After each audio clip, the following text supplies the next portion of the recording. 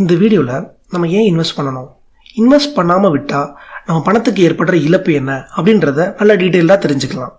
இன்ஃப்ளேஷன்றது தமிழில் பண வீக்கம்னு சொல்லுவாங்க. அதாவது பணத்தோட மதிப்பு வந்து நாளுக்கு நாள் டிக்ரீஸ் ஆகிட்டே போகுது அப்படின்றது பேர் தான் இன்ஃப்ளேஷன். இப்போ இதில் இந்த இமேஜை பாருங்கள். இந்த இமேஜில் உங்கள் கையில் ஒரு 100 ரூபாய் இருக்குது. அந்த கடைக்கு போகிறீங்க. கடைக்கு போய் நீங்கள் பொருட்கள் வாங்கணும்னு நினைக்கிறீங்க. இது 1980s அதே 100 ரூபாயை கொண்டு போய் வாங்கியிருந்தீங்கன்னா கை நிறைய பொருட்கள் வாங்கியிருக்கலாம். இது 2000 கொண்டு போய் வாங்கியிருந்தேன், அதை விட நீங்கள் கம்மியான பொருட்களை தான் வாங்கிட்டு வந்திருக்க முடியும். இப்போ 2019 100 ரூபாய் ஒரு கடைக்கு கொண்டு போகிறீங்கன்னா எவ்வளோ பொருட்கள் வாங்க முடியும்னு உங்களுக்கே தெரியும். ரொம்ப கம்மியான பொருட்கள் தான் வாங்க முடியும். இது பேர் தான் இன்ஃப்ளேஷன். அதாவது பணத்தோட வேல்யூ வந்து நாளுக்கு நாள் டிக்ரீஸ் ஆகிட்டே வந்துக்கிட்டே இருக்குது. இன்ஃப்ளேஷனாக என்ன நம்ம தெரிஞ்சுக்கிட்டோம். இப்போ உங்கள் கையில் 1 lakh rupees வச்சுருக்கிறீங்க. அதை நீங்கள் வீட்டிலேயே வந்து சேவ் பண்ணி வச்சுருக்கிறீங்க. அதாவது உங்கள் பீரோவில் வந்து நீங்கள் லாக் பண்ணி வச்சுருக்கிறீங்க. ஸோ 10 years கழிச்சு பார்க்குறீங்க, உங்கள் பீரோவில் எவ்வளோ ரூபா இருக்கும்? அதே 1 lakh rupees தான் இருக்கும். ஆனால் அந்த 1 lakh rupeeயோட வாங்கும் திறன் வந்து ரொம்ப கம்மியாக இருக்கும். 10 years முன்னாடி வந்து அந்த 1 lakh வச்சு நீங்கள் நிறையா பொருட்கள் வாங்கியிருக்க முடியும். ஆனால் இப்போ வந்து கம்மியான பொருட்கள் தான் வாங்க முடியும். பணத்தோட வேல்யூ வந்து டிக்ரீஸ் ஆகிருக்கும்.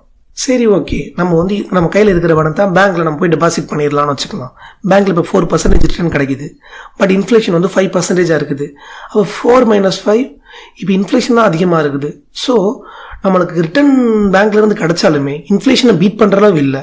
அப்போ நம்ம பணத்தோட வேல்யூ வந்து டிக்ரீஸ் ஆகிட்டே இருக்குதுன்னு தான் அர்த்தம். யோசிச்சு பாருங்கள், நம்மளால் வீட்டில் புட்டியும் வைக்க முடியல, பேங்க்லேயும் போட முடியல. அப்போ அந்த பணத்தை வச்சு என்ன தான் செய்யறது?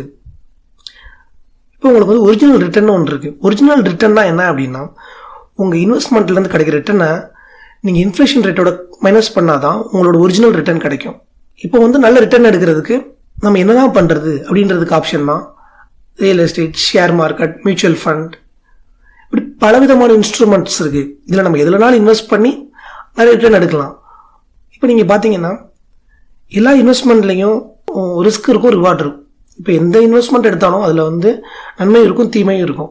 அதாவது வந்து ப்ரோஸ் அண்ட் கான்ஸ் இருக்குது. இப்போ ரிஸ்க்கு ஏற்ற மாதிரி கண்டிப்பாக ரிவார்டு இருக்கும். உங்களுக்கு தெரிஞ்சவங்க மூலமாக ஒரு போன்சி ஸ்கீம் இருக்குது. அதாவது வந்து உங்கள் பணத்தை வந்து 3 மாதத்துல வந்து டபுளாக தரேன், ட்ரிபிளாக தரேன், அந்த மாதிரி வந்து ஒரு ஸ்கீம் வச்சுருக்காங்க. ஸோ உங்களுக்கு வந்து நல்ல ரிட்டர்ன் கிடைக்கிற மாதிரி உங்களுக்கு தெரியும். பட் அது வந்து லீகலாக இருக்கான்றது நீங்கள் செக் பண்ணணும். மேக்ஸிமம் நிறையா விஷயங்கள் வந்து லீகலாக இருக்காது, கவர்மெண்ட் அப்ரூவல் ஆகுனதாக இருக்காது. ஸோ அந்த மாதிரி இதில் நீங்கள் இன்வெஸ்ட் பண்ணிங்கன்னா என்ன ஆகும் அப்படின்னா, அவங்க உங்களோட பணத்தை எடுத்து ஒரு கட்டத்தில் அவங்க வந்து கிளம்பி போயிடுவாங்க. ஸோ உங்களுக்கு வந்து மிகப்பெரிய லாஸ் ஆகிடும். ஸோ எது லீகலைஸ்ட், கவர்மெண்ட்டால் லீகல் பண்ணப்பட்டிருக்கோ அதில் தான் நம்ம இன்வெஸ்ட் பண்ண ட்ரை பண்ணணும்.